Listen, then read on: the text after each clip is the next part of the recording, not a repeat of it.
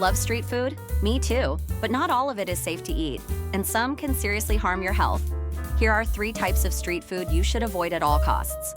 First, undercooked meat. Grilled chicken or kebabs that look pink or aren't hot enough. Avoid them. Second, uncovered beverages or juices. Fresh juice sold out in the open. Dust, flies, and dirty ice can make it a recipe for disaster. Third, raw salads or cut fruits, washed in tap water, handled without gloves. These can carry germs. Street food can be fun and tasty. Just be smart about what you pick. If you found this helpful, please like, share, and subscribe, and follow FoodWise tips for more real practical food safety advice.